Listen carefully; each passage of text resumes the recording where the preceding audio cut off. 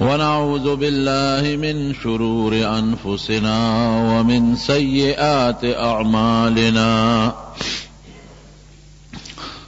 من يهده الله فلا مضل له ومن يضلله فلا هادي له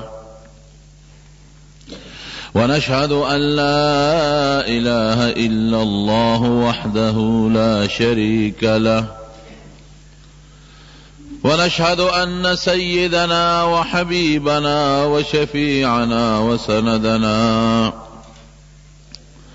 وسندنا ورحمتنا ومولانا محمدا عبده ورسوله أما بعد عفى عن أبي موسى الأشعري رضي الله تعالى عنه قال قال رسول الله صلى الله عليه وسلم ألا أدلك على كنز من كنوز الجنة فقلت بلى يا رسول الله قال لا حول ولا قوة إلا بالله متفق عليه. یو حدیث تا نبی کریم صلی اللہ علیہ وسلم مستاسو مخ کے اولستو دا حضور پاک مبارک یو صحابی دے حضرت ابو موسیٰ اشعری رضی اللہ عنہ دے دا یمن اسیدن کے دے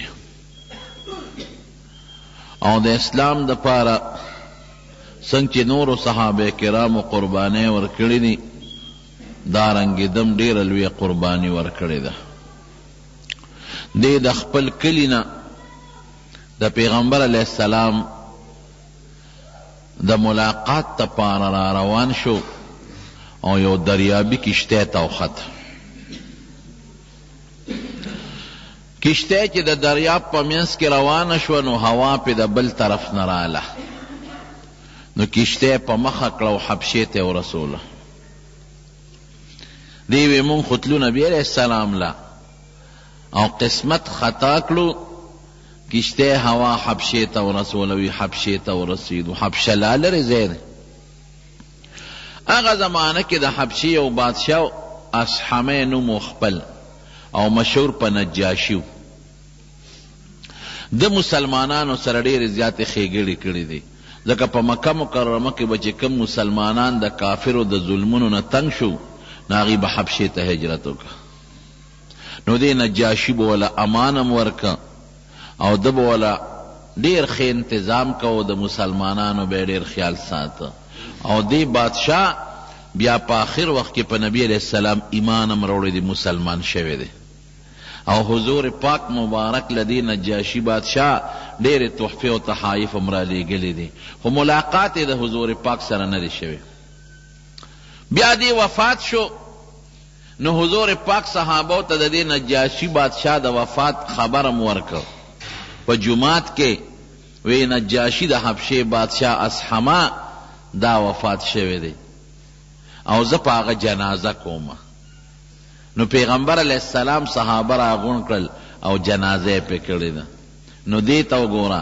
حدیث پاک کې راځي نبی علیہ السلام فرمایي چې ما ته جبریل علیہ السلام ووی چې دا ځمکه به درته راغونډه کم او د نجاشي دا کټ به درته رانږدې کم او جنازه پې وکړه نو حضور پاک د خدای ځمکه راغونډه کړه او د نجاشي کټ یې لیده نو دا بعض خلق وی پا غائب جنازه دا نو غائب نو حضور پاک تا حاضر و اغلی دا باقیدہ دا اغا نجاشی کٹ او جنازه پی نبی کریم صلی اللہ علیہ وسلم کرنے دا دا دے بادشاہ لوی منقبت و سعادت نو ابو موسیٰ اشعری رضی اللہ عنہ فرمائی چی کشتے یوڑم حبشیتا پریشانم چی خدایا زخو دا حضور پاک خوالت لم دا کم خوارا و رسیدم نو په حبشه کې نور صحابه مسیدل د مکې نه هجرت کړو چې په هغې کې د حضور پاک ترم و حضرت جعفر رضی الله عنه وی هغوی سره اوسېدم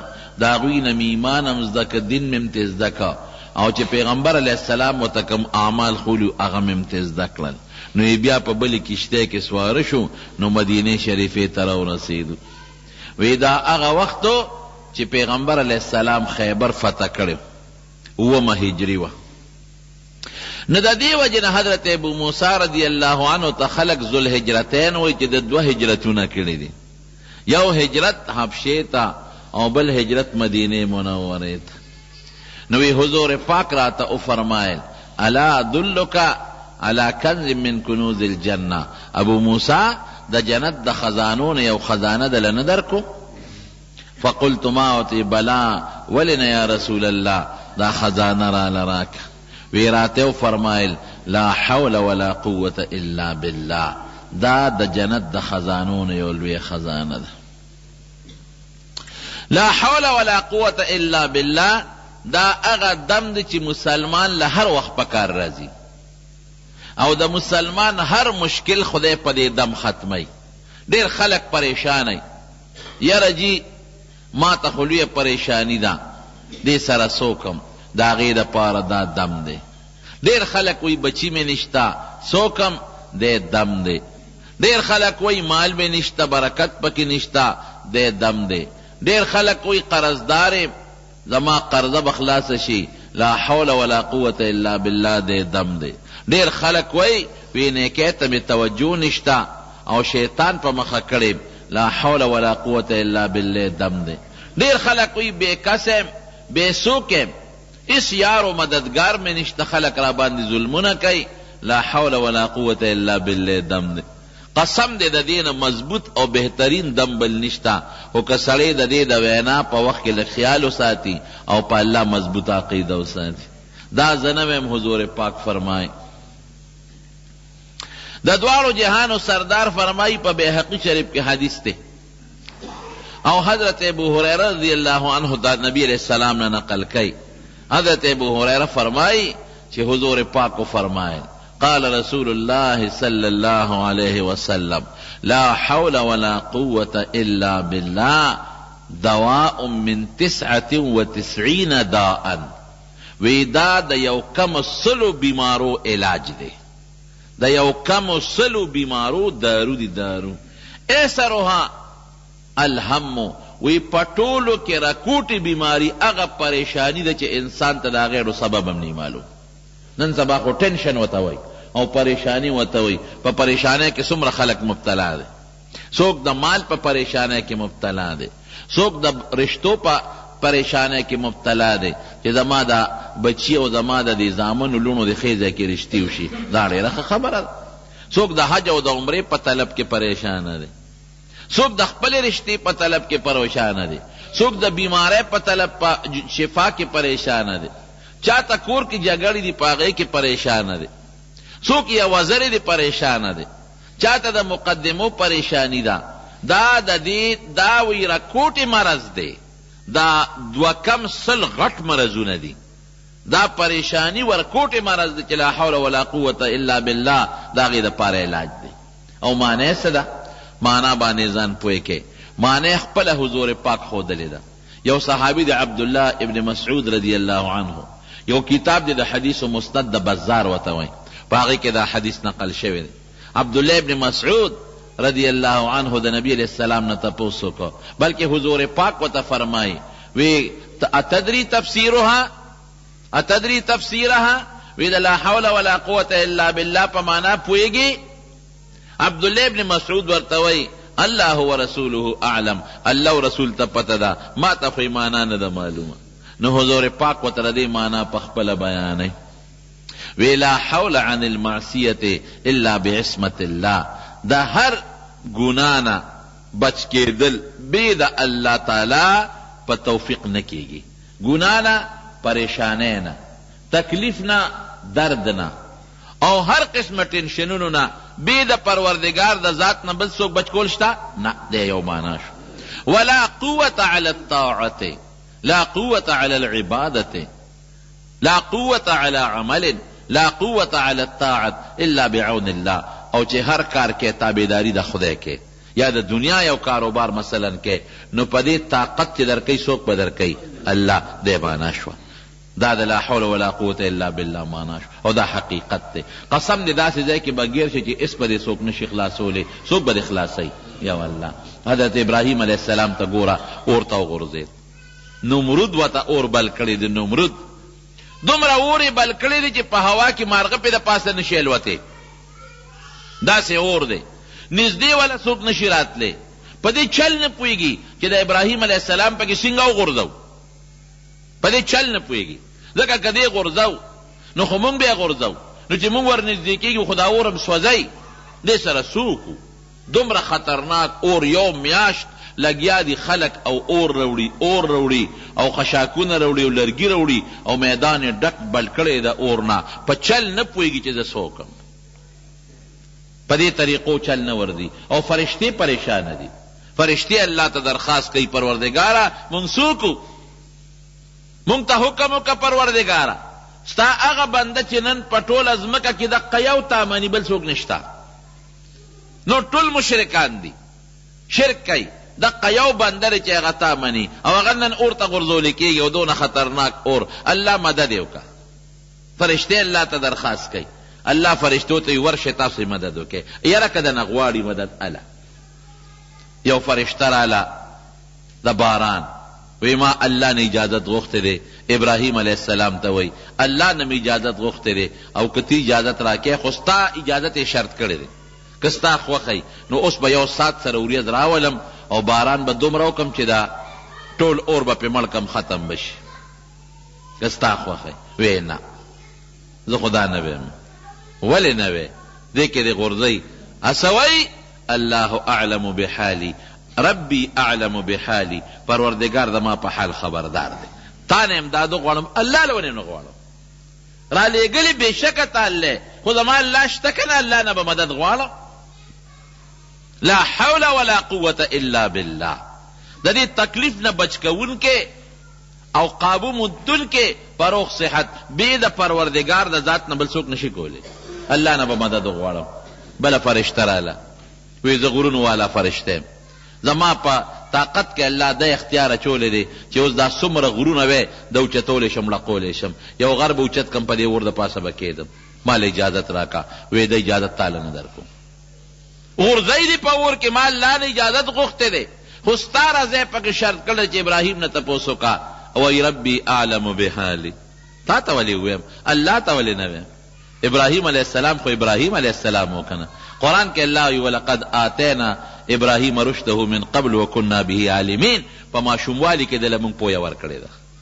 بعض انسان ماشوم یې الله ولا پویه ورکي، عقل ولا ورکي، سوچ ولا ورکي، پویه ولا ورکي. بعضې بوډا سپینګري شي عقل پکې نه، پویه پکې نه. بله فرشته راله، وی زه د باد او د هوا او د زول او د طوفان والا فرشته، ما له الله د اختیار را کړی دی. څومره طوفان چې راولي دا زه راولم، څومره باد چې راولي دا بادونه زه راولم، طوفان زه راولم، سیلی زما په وس کې ده دا زه راولم. ما ته حکم وکړه، الله نه مې اجازت غوښتې خو د ابراهیم نه تپوس وکړه. اوس به داسې طوفان او هوا راولم چې دا اور به اوچت کم او د نمرودیانو په دا کورونو کې بیا ورخور کم. دا چل ماله راځي. ټول د نمرود قلا، د نمرود قوم، د نمرود بنگلې، د قوم خلق، دا به درله ټول نیست و نابود کم، دا به درله اوس ټول وسوځوم. ګوره څومره مضبوط طاقتونه دي ورسره، که دا مونږ ته میلو شي د دشمن په مقابله کې. مونږ وایو خو شابه ته لا اوس راغلې چې بېګا راغلې وې خبرې کړي. دا غر والا فرشته ته اوس راغلې که پرون راغلی وي چې دا غر دې اوچت کړی و د دشمن په دا سر دې ښودی وي. دا ته خو لږ لیټ شو که نه، پرون په کار وه. مونږ به فورا دا جمله استعمال کړې وه. حضرت ابراهیم علیه السلام مقه ټکې وی ربي اعلم بحالي، زما رب زما په حال خبردار. دا هغه عقیده په دې جوړه وه چې لا حول ولا قوة الا بالله. خلاصې بې د خدای نه بل څوک نشي کولی، او طاقت موندونکې بغیر د الله د ذات نه بل چا سره طاقت نشته. دا طاقت به د الله پیدا کوي. ښه نو اوس به اور ته څنګه غورځئ؟ نو بیا شیطان حرامي ولا راغی. شیطان ورته چل وښو. هغه دوزخ مچوغنې لیدلې وې، یو ټال جوړ کړې او دې پکې کښېنوې او ټال له جوټه ورکړې د اور دې منځ ته به وغورځېږي. ټال یې ولا جوړ کړ، لوی ټال او مچوغنه غوندې، او په هغې کې ابراهیم علیه السلام کښېنو او بیا ظالمان دومره چې ابراهیم علیه السلام یې بربنډم که جامې هم ترې لرې کړلې ځکه دشمن یې تذلیل وله کوي او ټال بیا نه اوچتېږي فرشتې د رحمت راغلی دي او ټال یې کلک نیولی دی بیا شیطان ورته وایي سرتور سر ښځې راولئ دا ټال به اوچت شي جینکۍ راوستلې سرتور سر هغې خپله ګډا مډا شروع کړه فرشتې د رحمت لاړې کم ځای کې چې زنانه سرتور سري د رحمت فرشتې هلته نه ټینګېږي هغه ځي او ابراهیم علیه السلام یې اور ته وغورځوه د نمرود دا ګمان و چې ده دا اور ته رسېدل او د ده سوځېدل د ده لوخړه کېدل سم دي اور ته تلل او د ابراهیم علیه السلام په اور کې ګل ګلزار سمېدل سمو قلنا یا نار کونی بردا وسلاما علی ابراهیم اورا یخ بشه ګورې معتدل یخ چې تکلیف ونه ورنکړي مری غوندې او دا سواد د کالام او د دې بره غرونو په شان یخني پرې رانولې ګورې په قلار چې صرف دومره چې دته د اور تکلیف نه او بلکې علما لیکي چې جبریل علیه السلام راغی د مرګرتیا لپاره ورسره په اور کې کېناست د جنت یو ښکلې باغچه ورته خدای په اور کې دننه جوړه کړه اوبه ورته خدای د اور په منځ کې را پیدا کړلې او دا میوې بوټې ورته خدای د اور په منځ کې را پیدا کړه وایه اوس بې د الله د ذات نه بچ کوونکي بل څوک شته اوس نشته اور یې ورته ګلې ګلزار کړه د لا حول ولا قوة الا بالله معنا ده د دشمن د عذاب نه بچ کوونکي بې د الله د ذات نه بل څوک نشته یو د الله ذات نه ذات پرې بچ کوي بل څوک دې نشي بچ کولی بلې مرحلې ته یې ګوره بیبي یې د په لاره روان دی هجرت کوي اوس غریب بیبي ساره ورسره ده د تره لور یم ده د پې نکام تړلی ده بیبي م ده او خشته خوبصورته ده لار کې یو بادشاه دی ظالم بادشاه داسې ظالم بادشاه دی چې هغه دا څوکیداران په لارو کې کېنولي او چې چا سره ښځی بس دا خاون وله وجنې او ښځی ماله راولې ابراهیم علیه السلام ته پته ولګېده چې دا خو په لوی غم وړېدم بیبي ته وایي داسې کار دی چې ته زما ښځی نه دی خاوند دی خو په شریعت کې ما تارور خورم یو ګورې ښه ځکه دیني خور مې ټول د آدم علیه السلام اولاد یو ته مې خورې مخکې یې پوه کړه نو که تا نه دا بادشاه تپوس وکړي یا د بادشاه کارندګان دا ورته مو چې دا سړی مې خاوند دی وی رور مې دی ولې ټول مسلمانان وروڼه خویندې دي او که ما نه تپوس وکړه نو زه به ورته یم چې دا مې خور ده ولې که دا ښکاره شي چې دی زه خاوند یم او دا مې ښځه ده نو بیا ګورې ما درنه وجني او که دا ورته پته ولګي چې نه زه دې رور یم ته مې خورې نو زه به د مرګه خو بچ شم که نه اخلي خدای سم رانه اخلي خو زه به د مرګه بچ ډېره ښه ده هغې رالل دا بیبي یې ترې بوتله هغه ظالم بادشاه بدعمله بادشاه له چې بویه تله دروازه یې ورپسې بنده کړه چې دروازه یې بنده کړه او هغه نیت ته دې وکړه چې دې ته لاس ور واچوي بخاري شریف کې حدیث ته ګورې څه داسې دا ناشوړته خبره نه ده د حضور پاک مبارک خبره ده چې لاس یې سینګ دې له وروړه بسه پرېوته بادشاه په ځمکه خپې اوچته کړه او الاوړې پرېوته او د فالج په منده فالج نه راځي دقسې د لاس خپو باندې فالج و چغې کړې دي بیبي ته ما ته خیره وکړه او ما ته دوا وکړه بس پرېږدم دی نو دا مسلمان کې رحم زیاتې بیا او بیا د پیغمبر بیبي کې خو رحم زیاتې نو دوی ورته وکړه نو بیا ټیک شو چې ټیک شو یاره دا جوړ معلومیږي دا چې اتفاقا څه بیماري راغلې وه بیا کوشش که چې لاس ورچوي بیا همغه چل پې وشو بیا وی بس ما نه غلطي وشوه دې د الله معاف که بیا به نه کوم وی ښه معاف مې کړې بیا ټیک شو چې ټیک شو بیا سوچ بدل شو شیطان خو سړي پسې نښتي بیا لاس ورچو بیا همغسې پرېوته یاره وی بس دا مې درېیم ځل دی بیا به درته لاس نه اچم اوس مې معاف که وی بیا مې معاف کړې هغه نوکرانو ته وی راشه دا بیبي بوځئ بس او یو خدمتګار یې موله ورکړه د بیبي هاجرې په شکل کې دا بیبي هاجرې دی وله ورکړه بعضې علما وي د بادشاه لور وه لور یې ورته وبخله او څوک یې وینځه وه د بادشاه ابراهیم علیه السلام له بیبي ساره راله خو بیا هم په زړه کې کشمکش سوچ و چې که زه ډېر هم د خپل خاوند ته ووایم چې ما له د بادشاه ګوتې نه دي را رسېدلې خو بیا هم زما د خاوند په زړه کې خامخا هغه دغه به پکې وي شک به پکې وي په ما به خامخا زما د وجې به غږ نه کوي لیکن خامخا له به پریشانې چې د ما دې ښځې ته سړی په دې خفه کېږي که نه چې ښځې له بل څوک ګوتې یوسي چې څنګه راله نو خاوند ته وایي ابراهیم علیه السلام ته وی ابراهیم وی الله دا غ ظالم سکیم ناکام مالی گتم ندی راوڑی. ابراهیم علیہ السلام متسوی او جللی بی بی سارے جالما ما تا اللہ ټول منظر خولی دی ناس دلتاوم ارسلک د شیشه مالی دل اغه سره چې درې ځله څه شوي دي او تا معاف کړی دی ارس مالی دلی زه مطمئن یم چې تاله د هغه ګوتې نه دي را رسېدلې دې تکلیف نه بچ کوونکې دا څوک اوسه الله بل څوک نه. ابراهیم علیہ السلام د بیبي په دغه وخت کې په کار راتلونکي ذات څوک دی الله. قسم دې ګورې چې څه قسمه تکلیف درته رسېږي مخلوق پرېږده الله ته سوال کوه مخلوق پرېږده الله ته زاري کوه اعتماد بروسه په الله کوه هر ځای به در رسېږي. دا نشته چې الله به د یو ځای مدد کوي یو بل ځای به نه کوي د کوټې ګوټ کې به دې مدد کوي. دریاب په ویښ کې د حضرت یونس علیه السلام سره مدد کړی دی هر ځای به دې مدد کوي کړی دی که نه دی کړی. کب په ګېډه کې د حضرت یونس علیه السلام سره مدد کړی دی. ګنې لوی دریاب یونس علیه السلام کشتۍ ودرېدله او دې یو مریی دی پکې وي د مولانا تښتېدلی دی او دریاب ته یې وغورځو چې ویې غورځو اوس به عقل بچ کېدل شته عقل باندې دا کوم ځای بچ کېږي. یو کب خدای جوړ که شا به ځان به وررسی چې دې د نه اوبو ته ونه رسېږي. کب په تیزی راغی او چې څنګه یونس علیه السلام د کشتۍ نه وغورځېد کب خولې ته نیغ وردن نه که او شخوند به هم پې نه وی نیغ به یې تیری نیغ د کب ګېډې له ورسېد.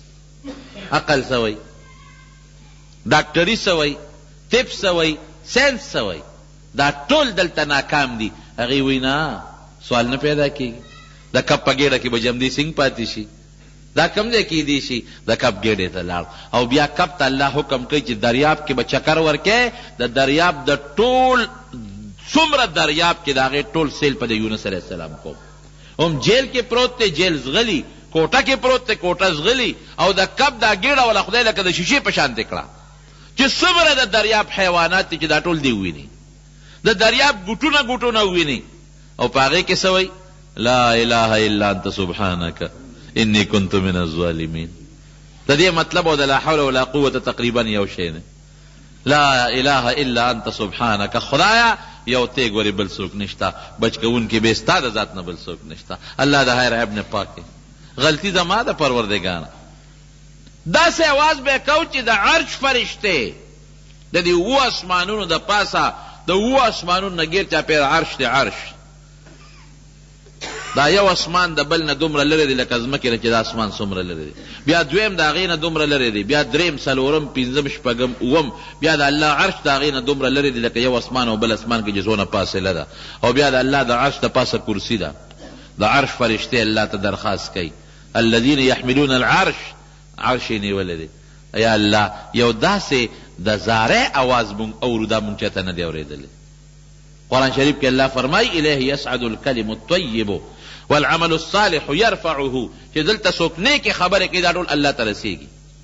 دا به نه وي چې الله ته نه خبرېږي لکه د هغې مثال خو نن سبا د موبایل په شکل کې تا ته معلوم دی که نه موبایل آزاد کې دوه کسان درې کسان په کوټه کې خبرې کوي ټول هلته اورېدی شي اورېدی شي که نه شي اورېدی ها بیا نن سبا خو هغه بل شی هم راووت که نه څه ورته وایي انټرنېټ کې هلته کې په لندن کې 10 کسان ناست دي کیمرا ورته مخامخ ته او دلته کې تا کمپیوټر کولاو کړی دی هغه ټول درته ښکاري د هغې خبرې مه اورئ.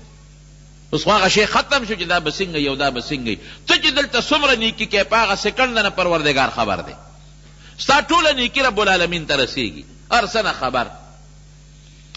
نو هغه فرشتې وایي چې الله داسې اواز نن دلته را روان دی چې ډېر زیات غلې غوندې دی ډېر رو اواز دی او ډېر د زاری اواز دی او ډېر د عاجزۍ اواز دی. الله دا اواز د کوم ځای نه راځي وی دا مې یو بنده یونس نیولی دی الله څه چل دی ورسره دریاب ته مې رسولی دی او اوس دې وخت کې کب د دریاب اوومې ځمکې باندې پروت دی اوومې ځمکې ته رسېدلی دی او د هغې سره خېټه جنګېدلې ده او د یونس سر د په هغه کب په ګېډه کې دننه د هغه کب په اینه د پاسه ماته په سجده پروت دی دا چغې راته وایي ځمکې ته کې په هغه توره خټه د پاسه دې وخت کې کب پروت دی. الله خو د هر څه نه خبردار او دی په جګر د پاسه سر لګولی د کب د هغه اینې د پاسه او فریاد کوي لا اله الا انت سبحانک انی کنت من الظالمین. یا اللہ تخوی خلاص کا پروردگار، تخوی بچ کا. دا دین و سلام وره ګوري د نیکانو خلقو مرسته فرشتیم کوي. دلته کې چې کم نیک سړی وي او په هغه تکلیف تیریږي، فرشتې الله ته درخواست کوي خدای ته ورسره رحم وکړه. فرشتې الله ته درخواست کوي. کوم ظالم چې ظلم کوي فرشتې ته الله ته درخواست کوي خدای ته هلاک کړه. دې حالاتونه الله فرشتې خبروي. نیک سړی دی، حدیث پاک کې حضور پاک فرمایي یو نیک سړی دی، نیک سړی او دا هغه یو ښځه ده او دا ښځه د نیک سړي سره ظلم کوي، زیاتې ورسره کوي. په جنت کې چې کومې حورې دي د دې سړي دپاره مقرر دي، هغه حورې هلته وایي ای ښځې خدای دې هلاکه که، زمونږ دا خاوند ولې تنګې، د سره ولې ظلم کې، دا خو تا سره د څو ورځو میلمه دی، درنه به را جدا شي، مونږ له به راځي. قاتلک الله، خدای دې هلاکه که. مشکات شریف کې حدیث دی. هغه فرشتې پروردگار ته سوال کوي الله ته خو دې بچ کا، معافی کا. الله کب ته حکم وکړه راولټی کو په غاړو باندې راوغورځو. رب ذوالجلال څه وایي؟ فلولا انه كان من المسبحين للبث في بطنه الى يوم يبعثون. کده په دې کب په ګیړه کې زنه یادولې نو تر قیامته پورې به مې دې کبلم جون ورکړی او دلم دقه دریاب کې به مې ګرځو راګرځو. وایه که د خدای نه لوی زور د بل چا شته؟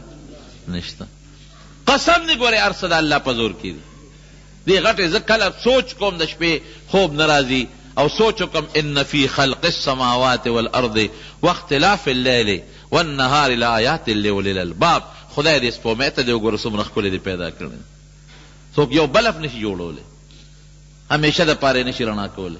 پروردگار دې ځمکې ته دې وګوره، دې نور ته دې وګوره، الله دې ستورو ته دې وګوره، پروردگار دې کائناتو ته وګوره، دې انسان ته وګوره څومره ښکلې دې پیدا کړی دی. دې شکل ته د انسان وګوره، الله د شکلونو کمیم در سره نشته. یو مور نه دوه بچی پیدا کې، د یو شکل یو شانتی او د بل بل شانتی، د یو رنگ یو شانتی او د بل بل شانتی. بټای کې په یو قالب چې خښتې جوړېږي یو شان جوړېږي، فرق پکې نه. یو قالب نه دی، خدایه څلور پنځه شپږ لس بچي راوویستل او د ټولو شکلونه د یو بل نه جدا، رنګونه د یو بل نه جدا، خویونه د یو بل نه جدا، قدونه د یو بل نه جدا، یو مخکې مري بل وروسته مري، یو نیک یو بد. دا څوک کوي؟ جواب راکړئ. الله کوي. روغ رمټ سړی وي داسې بیماري پې راولي چې نه چوڼې کې نه چون، حیران یې ورته خلک. او بیمار سړی به ټول عمر به بیماری بیمار به بیمار به سلو ته شپږو شلو کالو ته ورسوي. دا څوک کوي؟ الله. دا د لا حول ولا قوة الا بالله معنا ده. دا د چې لګیم دا د دې معنا ده لا حول ولا قوة الا بالله. هر تکلیف نه بچ کوونکی به د الله د ذات نه بل څوک نشته. تکلیف د الله په قبضه قدرت کې دی، د تکلیف بچ کول د الله په قبضه قدرت کې دی. طاقت چې دا موږ له خدای را کړی دی، د لاسو کې طاقت، سترګو کې د لیدو طاقت، غوږونو کې د اورېدو طاقت، ژبه کې د وینا طاقت، دا چا پیدا کړی دی؟ الله پیدا کړی دی. ولا قوة الا بالله. دا الله د امداد نه بغیر هیڅ طاقت نشته. روغ رمټ سړی وی، ښه پهلوان وی، لاسونه ټیک، خپې ټیک، وجود ټیک، او ناګانه فالج به وی. هغه خشته انسان، ښکلی انسان فالج و. څه چل پې وچو؟ جی فالج و، خپې نه کونټی جوړه شو، خپره کږه شي، بلې ورپسې اوچتی. داسې ده که نه؟ لاس کوک شي، کوک سمسې، بلې ورپسې اوچتی. هغه خوله چې ده به پې ښکلې خبرې کولې او خشته ذکر به یې پې کو او ښکلې خبرې به یې کولې، هغې نه ډیوه جوړه شو، لاړې ته بیږي، بل والا خوله پاکوي. رښتیا ده که نه ده؟ هغه انسان چې بلې په اوږه ګرځو، نن ابل په اوږه ګرځوي، خولې نه لاړې بیږي، پوزه بیږي، لاس پالج، خپه پالج واله. ای رونو روغ صحت د چا په اختیار کې دی؟ الله. او مرض د چا په اختیار کې دی؟ دا د لا حول ولا قوة الا بالله معنا درته.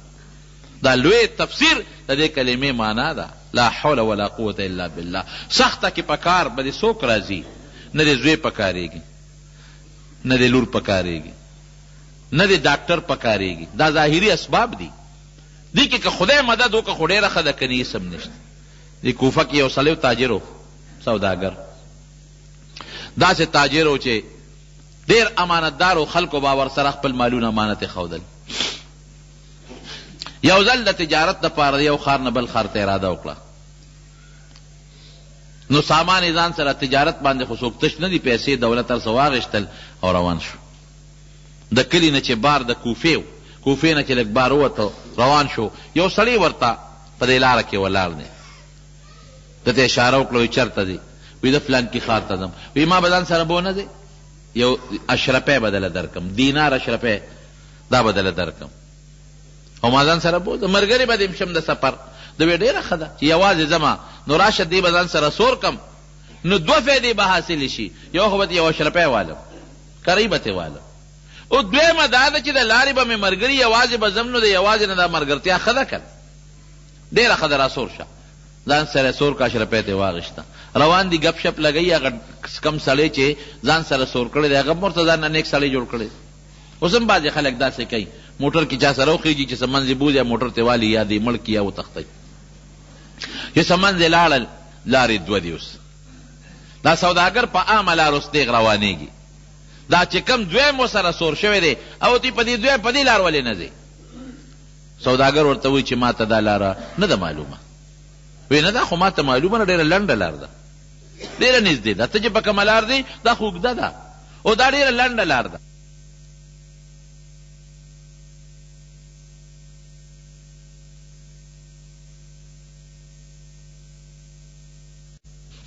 په هغه لار تلل، دې ورسره بیا خپلې ګپې شپې لګی چې څه منځې لاړل، هغه لار په یو ځنګل ختمه شوه. لوی ځنګل دی، خطرناک، د انسان هډوکي هم پراته دي، د انسانانو کوپړی هم پرتې دي، د وینو نښې هم پرتې دي، او دا شاته کرایهدار چې کوم د فوراً د هغه اس نه ودنګل، او په دې ملا کې یو خنجر پټ کړی و، لوی خنجر دوه مخي دی، هغه یې راوویسته او دې سوداګر ته ویې راکوشه. او سوداګر غریب حیران شو، کوشه پرېږدم دی چې خدایه دا څه په مصیبت او په غم باندې به وړېدم، دا شو دا سوداګر ورته وایي داسې کار دی چې ستا مقصد خو دا مال دی که نه، مال ما نه واله، دا اسم ستا، دا مال هم ستا، چې څه دي ما ولټوه، خو ما پرېږده خدای ته وګوره. وی نه اول به تا وجنم، دا مال به وروستو عالم، چې تا پرېږدمه خو ته به سبا ما پسې خلک راولې، زما نشاندهي به وشي، زه به خلکو ته معلوم شم، اول نمبر به تا لالم، وجنم به دی، هغې نه پس به مال سره ګورم. چې دا سوداګر اوس پوه شو چې سړی هم را باندې مضبوط دی، چاړه ورسره ده، تښتېدی هم ترې نه شمه، نو بس اوس دغه وخت کې څوک په سړي په زړه کې به څوک راځي، اوس الله به راځي. دا کم وخت کې چې دا ګاډې وجنګېږي که نه، معمولي ډغره وخوري، نو چې مسلمان نو په زړه غیر اختیاري د الله نوم راځي، الله خیر. زلزله چې راشي که نه نو فوراً دی وي الله خیر. دریاب کې خپه خویږي که نه نو دی وي الله خیر. د فطري تقاضا ده، دا نفسیاتي اثر دی، زړه کې به دې راځي چې بچ کوونکې ذات ګورې یو الله دی، بل څوک نه دی. نو دا سوداګر دی وخت کې وایي چې لا حول ولا قوة الا بالله، د دې مفهوم دی ښه، او د الله نه بغیر خود بل څوک د خلاصولی نه شي. وی یو 2 رکعتو مونځ ټیم راکړه، دی غلطه وایي، هغه ورته داسې په نشه کې وخندل. زه وایي وکړه دا چې سته کومې کپر ییني که نه، دیم داسې 2 لس منځونه کړي دي، خو مونځ رانه خلاص کړي نه دي. لږ شه دا ارمان دې پوره کوي، 2 رکعته ته م وکړه، سلام ګردی نو بېغمه کوم به دی چې دې په مانځو درېږه الحمدلله رب العالمین او ولدوالین آمین، او صورت شروع کوي. دومره په هیبت چې صورت تیر شو. غم دی غریب سره چې اوس ممرم په چاړه مې وی پرېږدي مې نه، صورت تیر شو. نو یو آیات ورته الله ګوره، الله ته چې ته ځان سپارې الله به دې مدد کوي. یو آیات یې دې ذهن ته راغی، امن یجیب المضطر اذا دعاه، چې کوم سړی محتاج دی او الله ته چغه وی، بغیر د الله نه بل څوک فریاد رس بل نشته دی. دا د دې آیات معنا ده. بس دا آیت یې ووی او دې کې دی په مانځه ولاړ دی، دې کې یو شاه سوار غیبي راښکاره شو، په اس باندې سور دی، نیزه ورسره ده، د اوسپنې ټوپۍ په سر ده، او چې څنګه را په اس را روان دی، اوس دا ګڼکپ خو پې شو چې دا سړی خو راغی نیزې والا، نو هغه ته ور مخامخ شو چې ځان ته خلاص کم څوکم. هغه نیزه باز راغی او دې په نیزه ښه یو مضبوطه وو، او چې وی وو نو اور بل شو او دا سړی پې وسوځېد. دی وایي چې ما خو سلام وګرځاو، چې سلام مې څنګه وګرځاو، نو هغه شاه سوار ته ور متوجه شوم. څوک یې ته؟ شاه سوار ته متوجه شوم. ته څوک یې؟ زه خو یې د لوی غمه خلاص کړم، ډاکو دې مړ که اوم سوځېد. ته څوک یې؟ وی زه د دې امن یجیب المضطر اذا دعاه غلام، د دې آیت غلام یم. تا چې کله په مانځو درېدې او الله ته دې فریاد وکړه وی اسمانونه وجړقېدل. الله وی چې یو فرشته پکار ده. زه ودرېدم. الله وایا یو بنده فلان کیځای کې ګیر دې مدد شبه ځان رسوه. الله راولېږلم. سخته کې به دې بیا څوک پکارېږي؟ الله به دې پکارېږي په سخته کې. بې د پروردګار نه بل څوک دې قسم دې که بچ کی یو الله به دې بچ کوي. او که راته غواړې هم به الله درکوي. بی بی مریمه ماشومه ده، ماشومه مور یې منښته کړې وه. رب انی نظرت لک ما فی بطنی محررا فتقبل. یا الله زما په دې ګېډه کې چې کم ماشوم دی پروردګاره دا زما منښته ده چې دا ماشوم به بیت المقدس خدمت ته راولی. الله ته منظوره نه وه، هلک په ځای جنیو شو. رب انی وضعتها انثى، ماشومه پیدا شو. لیس ذکر کالانثى، هلک چې کم کار کوي جنۍ خو هغسې نشي کولی. زه دا ماشومه به خدمت کوي تر څو چې کولی شي. چا وی دا ماشومه به زه ساتم، چا وی زه به ساتم، چا وی زه به ساتم. قصه اوږده ده خو د حضرت زکریا علیه السلام غیږ له خدای راوسته دا ماشومه بی بی مریم. ځکه چې د زکریا علیه السلام مور او د دې بی بی مریم مور دا خویندې وې. دی ترور وه. نو ترور د خورزې کفاله ښه کولی شي. نو ورله یو کوټه جوړه کړې وه په جومات کې. هغې کې به دا بی بی مریم ناسته وه او چې دی به تېته نو دروازه به یې جنده کوله. او چې بیا به زکریا علیه السلام راغی دروازه به یې کوله وکړه. دا ماشومان دلته څه کوي؟ په دې نه پوهېږم چې دا ټول ملک یې پرېښی دی او زمونږ خواله راغلی دی. دا شیطان دکې ورکوي چې ورشئ دا شور جوړ کړئ چې دا د شیطان یو اثر دی. بهر کیف زکریا علیه السلام قرآن شریف کې الله وایي چې زکریا علیه السلام براغ کلما دخل علیها زکریا المحراب وجد عندها رزقا. یو ځل نه چې کله به هم زکریا علیه السلام راغی او دروازه به یې کوله نو بی بی مریم سره به روزي پرته وه، میوې به ورته پرتې وې. د اوړي میوه په جمې کې او د جمې میوه په اوړي کې. اوس دروازه خو جرنده ده او دا رزق دا میوه خو د اوړي ده، دا په جمې کې څه کوي؟ قرآن شریف کې الله وایي یا مریم دا میوه ده کم ځای نه ده، دا چا دله راوړې ده؟ هغه ماشومه ورته وایي هو من عند الله، دا د الله را طرف نه ده. ان الله یرزق من یشاء بغیر حساب. الله چې وغواړي چاله روزي ورکوي بې حسابه ورکوي. چې زکریا علیه السلام پوه شو و یاره واقعي روزي رسان خو الله دی، د ده نارینه اولاد نو، اولاد نشته. په دې سوچ کې چې خدایه ته دې له روزي ورکوې خو ما له هم راکولی شي. دا بچی هم یو رزق دی، یو روزي ده. هنالک دعا زکریا ربه. هم هلته کې زکریا علیه السلام د الله نه سوال کوي خدایه دې له روزي ورکوې، رب هب لی من الصالحین، مالم بچی راکی. او عجیبه سوال کوي زکریا علیه السلام، ناشنا طریقې سره سوال کوي. مخکې نه الله تعالی ته وایي چې الله ګورې زم بوډه یم، رب انی وهن العظم مني واشتعل الرأس شیبا ولم اکن بدعائک رب شقیا. خدایه ګورې زما ویښته سپین دي، ښه هډوکې مې هم کمزوري دي، بوډه یم، هډوکې کمزوري بوډا، ویښته مې سپین دي، د بچو نه یم چې بچی راوړم. خو خدایه ستا په سوال باندې ستا په دعا نه قبلېدلم. ګورې سپیره توب دې سپیره به رانه نه جوړی، دعا به قبلی چې سپیره نه شم، هسې نه دواله لا رد نه کې. او بیا ورپسې څه وایي وامرأتي عاقره، وایي ښځه مې هم شنډه ده، ګورې بچی به راکې. اوس دغې وخت کې زکریا علیه السلام نه ولاکیم بچی ورکولی شي. د کله کله په دې اخباراتو کې د دې بعضې نجومیانو اشتهار غوندې لګېدلي چې ما نجومیانو لیکلي چې را دې شي موږ زوی ورکوو، او لیکلي ګارنټي کې سار، ګارنټۍ سره زوی ورکوم ګارنټي کې سار. او بانډ دله راخېجوم، ګارنټۍ سره راخېجوم. دا خلک ډېر سادهګان دي. ګارنټۍ سره چې ته خلکو له زوی ورکوې ځان له ولې نه جوړې؟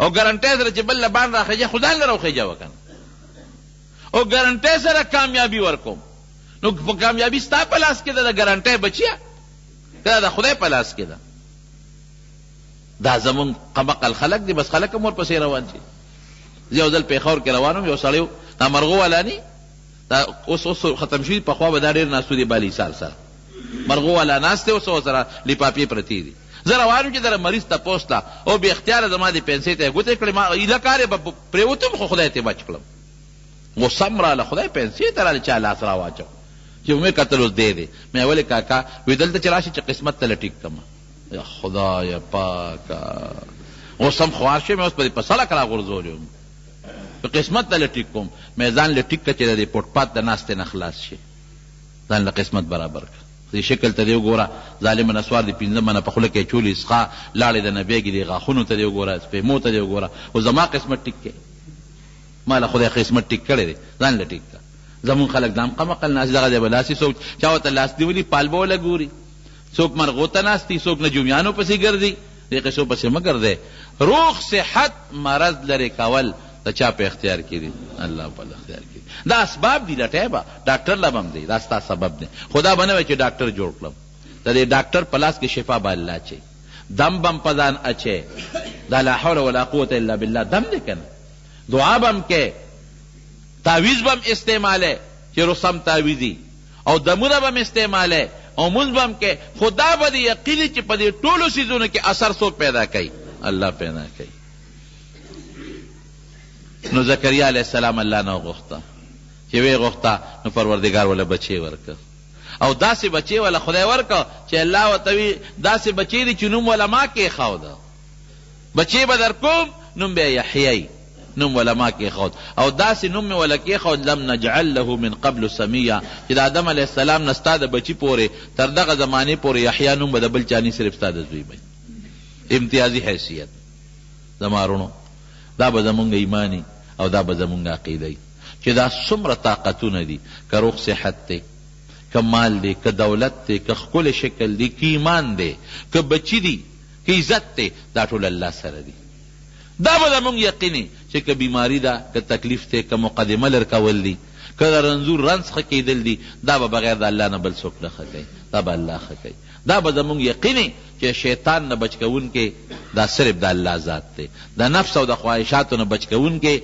دا صرف د الله ذات دی او که دا مونږ کوم عبادت کوو دا ټول د الله په توفیق دی زه به صرف اراده کوم د ګناه اراده به نه کوم د نیکۍ اراده به کوم زه به اسباب لټوم خو دا به مې یقیني چې دا کمال د اسبابو نه دی په دې اسبابو کې طاقت پروردګار اچوي دا به مې یقیني دا د لا حول ولا قوة الا بالله معنا شوه نو رسول الله مبارک فرمائی اصحابی تا وی دا جنت دا الا ادلک علی کنز من کنوز الجنه وی دا جنت دا خزانون یو خشته خزانه نه درکوم ابو موسی اشعری وتی فقلت بلا ولنا یا رسول الله راکه کنه وی لا حول ولا قوة الا بالله او دا بل حدیث چې ما دته وی د مسند د بزار نو دا حضرت عبدالله ابن مسعود دی عبدالله ابن مسعود رضی الله عنه فرمایي چې ما ته په خپله حضور پاک او فرمایل چې لا حول ولا قوة الا بالله چې دی دا دواء من 99 داء د یو کم سلو مرضونو علاج دی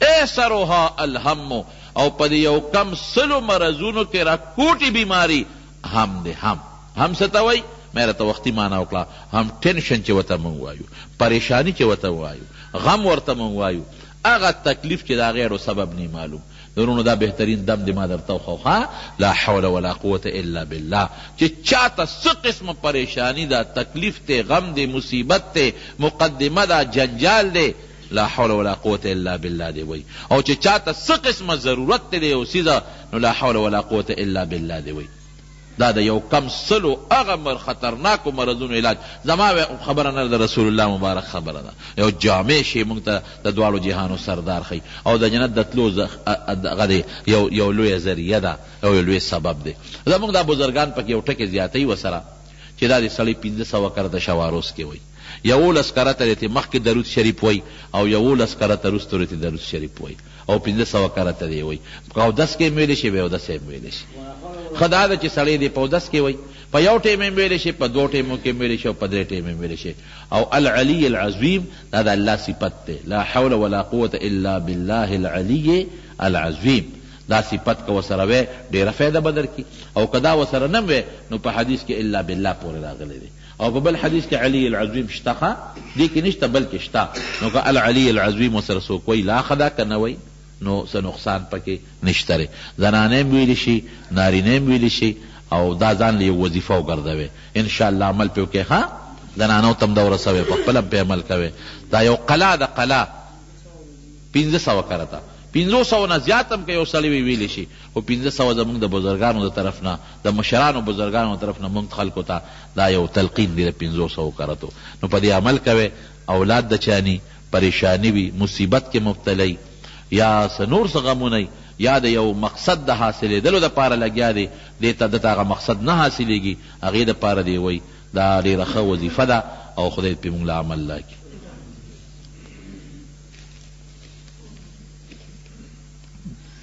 کور کې څه بیماری ده، د روغ صحت دعا غواړي، الله دې ولمره څه په روغ صحت باندې بدل کړي، او دې وي نتیجه مې را روانه ده، الله دې په کامیابي نصیب وګرځولې کړي. مستورات د ښځو تبلیغ لتلی شي، بالکل تلی شي. په پرده کې چې ځي، پرده کې او خپل نارینه وسره، نارینه نه مراد خاون وسره، رور وسره، زوی وسره، پلار وسره، او پرده کې ځي نو بالکل تلی شي. دا خو ډېره اوږده خبره، تقلید خبره، دا خو ځان له دغه سبق دی، ځان له دا خو لویه مسله ده جناب. دا خو 1 غنټه تقریر غواړي. یو کس دی د هغه پلار بیمار دی او د خدمت یې څوک نشته، د ده زوی د ده خدمت کوي، نو د ضرورت په بنا د ده اندام مخصوصه عورت ته کتی شي، کتل دې نه کوي، لاس سره صفی وله کوي. فقهاو هم دقه لیکلي که د ضرورت په بنیاد باندې مخصوص اندام وله وینځي او صفا کوي، ډېرې سترګې پټې کېږي، ګوري دې ورته نه، او نور صفی وله کولی شي. بعض خلک د جمعې د دویم اذان ته بدعت عثماني وی، ګناهګار. بدعت که دا معنا کوي چې یو نوی شی دی، واقعي د حضرت عثمان رضی الله عنه زمانه کې د جمعې د دویم اذان، دا لومبی اذان، دویم نه، دا لومبی اذان چې کوم د زوال سره کیم کېږي، دا د خطبې اذان د نبی علیه السلام په زمانه کې مو دا لومبی اذان، دا د حضرت عثمان رضی الله عنه زمانه کې د دې شروع شوی ده. خو د عثمان رضی الله عنه د پیغمبر اسلام خلیفه دی، او حدیث پاک کې راځي علیکم بسنتی و سنت الخلفاء الراشدین، چې زما په طریقې عمل کوي او زما د خلفاء الراشدینو په طریقه عمل کوي. او ټول اس صحابو کې به چا من انکار نه دی کړی، گویا کې صحابو اتفاقی او اجماعي مسله ده. نو دې ته مضمون بدعت ویل ګناه ده. په دې معنا سره بدعت یو نوی شی اختیار کړی دی نو ورته ویلی شي، خو هغه بدعت چې کوم ته ګمراهي ویلی شوې ده او ورته نه شي ویلی. صحابه پاک خلک دي، ټولو صحابو په دې باندې اتفاق دی.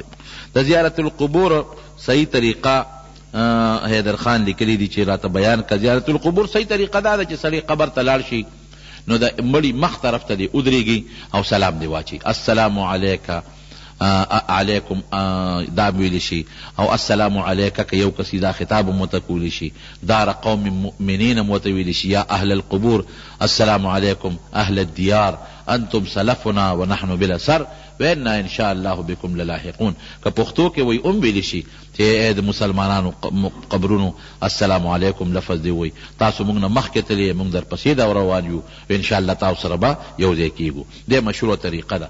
نور دعام کولی شي مړي ته، د هغې تلاوت هم کولی شي، د هغې ثواب هم ورته بخلی شي، غوښتنه یې صرف د رب العالمین نه کوي.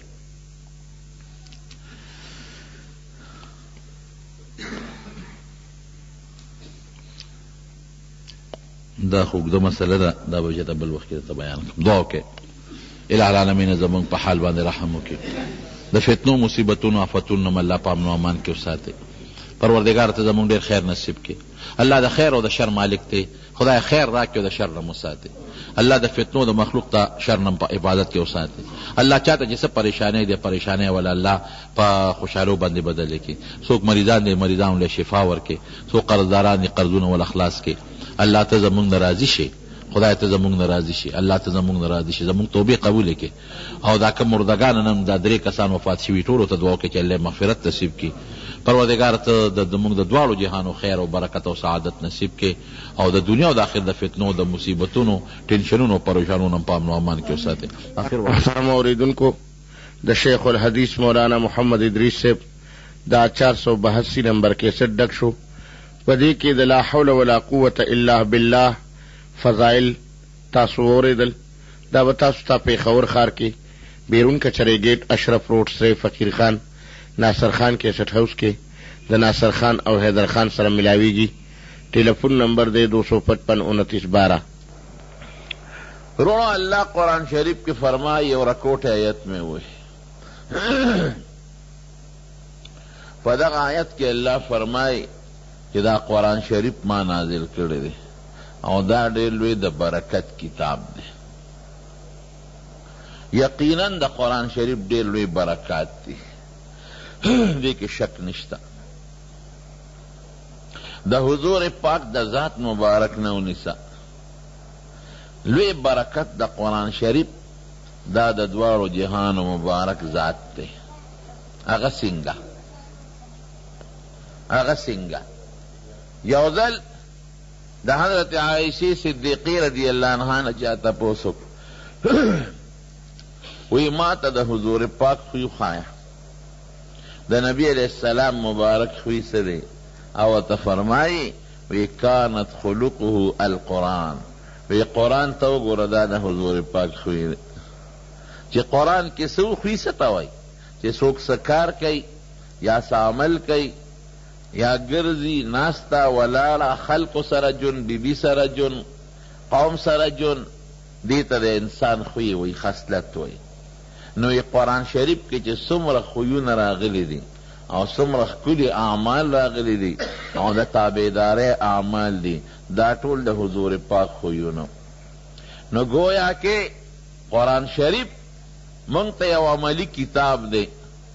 دا عمل کتاب الله را لېږلی دی او دا قرآن اغا عمل سوکو اغا دا حضور پاک تابعداری دا. زمان دا علماء وی دا نبی علیہ السلام ذات اقدس مبارک وجود دا عملی قرآنو. دا قرآن دا عمل نمونو دا غک برکت. دیرو مسلمانانو تا اللہ دا قرآن دا مخیمان نصیب کرده. دا مونگ چواو چه اللہ شتاو یو ده، دا مونگ تا چا خودلی دی؟ دا مونگ تا قرآن خودلی دی. دا مونږ چې وایو مونځ کوه دا مونږ ته قرآن ښودلی دی، اقیم الصلاة. دا مونږ چې زکات ورکو دا چا ښودلی دی؟ قرآن ښودلی دی. او دا مونږ چې الله ته سجده لګو او ټیټیږو ورکعو وسجدو دا مونږ ته چا ښودلی دی؟ قرآن ښودلی دی. د دواړو جهانو مبارک سردار به د قرآن شریف شرحه کونه. دا حدیث خو د قرآن شریف شرحه ده شرحه. وانزلنا اللہ فرمائی وانزلنا الیک الذکر لتبین للناس ما نزل الیہم. وی قرآن غندی اولوی نصیحت میں در تنازل کا وی تبداغی تشریح کے او امت تبداغی بیان کے. نو قرآن شریف او احادیث دا لازم ملزوم دی. قرآن شریف او حضور پاک لازم ملزوم دی. دا قرآن شرح دا دوار جہان مبارک سردار منتقلی دا او بیا د قرآن او د هغې شرح نه چې احادیث دي چې کم ښکلي مسائل نوتي دي هغې ته زمونږ علماو فقه ویلی ده، د فقه دا مسائل او جزیات. نو دا مونږ چې سر لګو الله ته تندې لګو دا تعلیم د چا شو؟ د قرآن شریفو. د چا تعلیم شو؟ د قرآن شریف. مونږ په دې د الله ډېر لوی حمد ادا کوو. په دنیا کې داسې مخلوق دی چې هغې بوتانو ته سجدې کوي. صرف پا ہندوستان کے مولانا عثمانی سے شبیر احمد عثمانی رحمہ اللہ دا خپل زمانی تعداد لکلے دے اس بلا زیادتی کہ صرف پا ہندوستان کے دا 3 کروڑ خدایانو عبادت کی گئی. دا ہندوانو نا اغا زمانہ کی ہندوان دمرنو لکا خدایان جی زمر زیادتو ار یوزان لمخصوص خدای ساتلے دے. او دقا رنگے صحابہ کرام وی مونږ به د کاڼو عبادت کو، بوتان هم ځان نه جوړ کړي سجدې به هم کولې. او چې بل ته لاره به تلو خشته کاڼې به مو لیده نو ځان سره به مغه اوچت که بیا به مغې ته سجده کوله مخکنۍ به مو غورځو او چې کاڼي به نو نو مونږ به بیا شګې را یو ځای کړې نو چیلی به م پې د پاسه ولشله نو هغې ته به م سجدې کول او څوک سپو ته سجدې کوي او څوک پیشوګانو ته سجدې کوي دا په ګاونډ کې هندوستان کې بعضې خلکو بوتان جوړ کړي دي په خېټه کې وله پی ور واچوي په دې خوله باندې او بیا د هغه مخصوص اندام هغې کې سورې کړي په هغې وله خوله کښي د هغه پی تسکي وایي دا پی زمونږ د خدای د وجې نه برکتي شو په امریکا غوندې ملک کې د شیطان عبادت کېږي ما په خپله رساله کې لیدې دي اوس شیطان خو چالي دی نه دی خو یو پردي شکل یې جوړ کړی دی څخه خبیث غوندې اخبار کې هغه تصویر مو نو هغې ته عبادت کوي او مونږ د چا عبادت کوو جواب راکړئ د الله زمونږ دا تندې په دې خاورو کې په دې ځمکه کې چا ته لګي الله ته هغه ذات ته چې د دې تندې خالق او مالک دی مونږ بوتانو ته او کاڼو تیږو ته چې په خپل لاس تراشلې شوي دي هغې ته عبادت نه کوو یو الله ته عبادت کوو دا د چا برکت د قرآن شریف وهذا کتاب انزلناه مبارک الله وی دا مونږ نازل کړی دی او دا ډېر لوی د برکت کتاب نو دا خشته ښکلې عقیده چې مونږ جنت منو دوزخ منو آخرت منو او د قبر عذاب منو د دې منبع او سرچشمه دا د خدای قرآن دی زمونږ عقیده دا د قرآن برکت شو خدای دې په دې عقیده زمونږ ژوند او مرګ نصیب کړي قسم دې مونږ خو مسلمانان یو خفه کېږئ مه تاسو ښه خلک یې لیکن زمونږ عقیدې ډېرې زیاتې کمزورې دي ډېرې کمزورې عقیدې دي ما محسوسه کړه اوس ځای په ځای مې محسوسه کړه لږ غوندې پیسه چې راشي خلکو ایمانونه پرېښودل د پیسې د وجې خلکو عملونه پرېښودل د پیسې د وجې په کومه علاقه چې د خدای غضب راشي او عذاب راشي پکار دی چې خلک ویریږي یو حدیث مې کته هغې کې لیکلي حضور پاک فرمایي وی اخره زمانه به راشي نو عذابونه به زیات راځي نو چې عذاب راشي نو پکار خدا ده چې مسلمان ویښ شي او توبه وباسي وی دی به د بل عذاب انتظار کوي یو نه پس ما به د یوله کې وی چې دا حدیث به مې مخې له راغی مې عذاب نو خلک ویریږي د بل انتظار به څنګه کوي بل به څنګه غواړي اوس مې واورېدل په دې خپلو غوږونو د بعضې خلکو نه وی خدای دې یو سیلاب بل هم راولي څه چې د دواړو جهانو سردار وی قسم دې 100% ټیک هلکه ولې مړه وی کچه کوټه وه پخه شوه پکې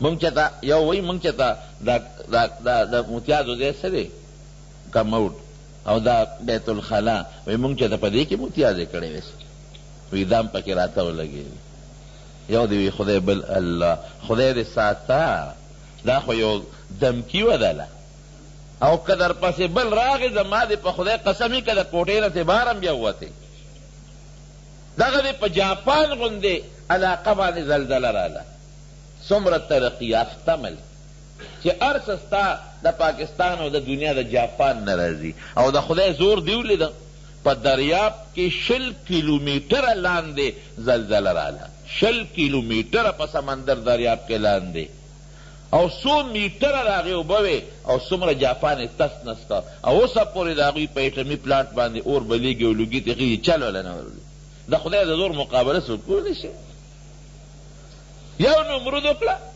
نمرود به وي زه خدای ابراهیم علیه السلام یې راوسته او په اور کې وغورځاو الله ورته وښوله چې ګورې ته نه شې ته نه یې خدای ظالمه سم شه هغه اور کې وغورځاو الله وښوله چې ابراهیم علیه السلام باندې اور الله ګلې ګلزار کړ راووت الله یو ماشې په پوزه کې وردن نه کړ ماشې راغې دې تندي ته دې ځای نه دا نزله رابېږي که دلته رګونه دي دې مخکې دې ځای کې ماشې ونښت او مفسرین لیکي ګوډ ماشې و ګوډ پخپه هغه وروخته او دا ځای کې پر کوه په سر درد دی نه ډاکټر سره علاج ته نه حکیم سره علاج ته نه طبیب سره علاج یې سو دا ځای له به چې ټس ورکړه د هغه ټپ هغه قرار به غلی شو نو ګزاره به وه نو ځان له سپیشل نوکر دی له ونیو چې زما دې سر له په چپله ټسونه ورکوه الله ورته وښوله چې ته خدای ځان ته وې ته د خدای دعوه کې ودرېږه چې په خپل نوکر او په خپل لاس دې په چپل او ټسو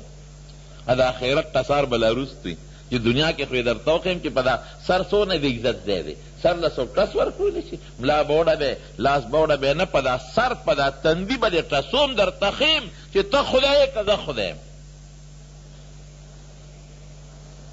موږ د دې وړو بوتانو عبادت کوو دا هم ځان ته خدایان کړي دي یو څو ورځې پس د هغې ټسار یو د هغه ماشین هغه نمرود مردار شو مړ شو نو عذاب د خدای چې راشي پکار دی چې انسان الله ته رجوع کی نو حضور پاک فرمایي بل به غواړي بل به د هغې نه تیز راشي دته پکې بیا مزه حاصله شي نو خبره مې دې پورې کوله چې د هغه عذاب خو پکار چې موږ توبه وباسو نو موږ توبې ونه بیستې د عذاب نه توبې ونه ویستلې د عذاب نه مونږه ایمان کمزور دي ډېر خلک لاړل مختلف قسمه خلک په دې راغلي دي د امدادونو په شکل کې چاله یو 10 زره ورکوه چاله 20 زره ورکوه چاله غلبنګۍ جوړوه یو مشر اوټله پکې ورکوټې موټرګۍ والا خلک ایمانونه پرېښودل څوک عیسایان شو څوک قادیانان شو څوک په بل طرف لاړل د ایمان دی وروڼو موږ له دا ښکلی شکل چا راکړی جواب راکړي او د عزت چا درکړی دی او زمونږ دا ژوند د چا په لاس کې دی او دا مسلماني راله چا اړه کې اچولی دی او دا بچي چا راکړي دي او دا ژوند او مرګ د چا په لاس کې دی دا سا به رانه څوک اخلي او د عزت چا راکړی دی نو اوس دا الله د خفه کولو لایق دی دا الله د پرېښودو لایق دی نه مونږ دا خدای پرېښی دی په 10,000 روپۍ دا ښکلې رب پرېږدو په 20,000 روپۍ هم دا خپل رب پرېښه په یو کوټه او په یو لیټرین مونږ خپل رب پرېښه دا کمزور ایمان دا کلک ایمان ان الذین قالوا ربنا الله ثم استقاموا دا کلک د ایمان ځان الله پورې وتړی ځان الله پورې وتړی زما د قسم په خدای وي چې الله پورې دې ځان وتړه الله ډېر غیرتي بادشاه دی او به دله څپېړه نه درکوي د خدای قرآن ووایه علماو سره کښېنه تلاوت کوه پیسه څه شی دی کله به یو کله به نه فرعون هم د خدای دعوه کړې یو وینځی و په کور کې دننه د بیبي او د زنانو خدمت پې کو ګومن زمون کتابونه خو لیکي چې دا ګومنز والا و ښځې له دې خلکو له بېګسر ګومنز خو ګومنز څه دونه ګران کار نه دی ګومنز په خپل هم خلک والی شي داسې ښځه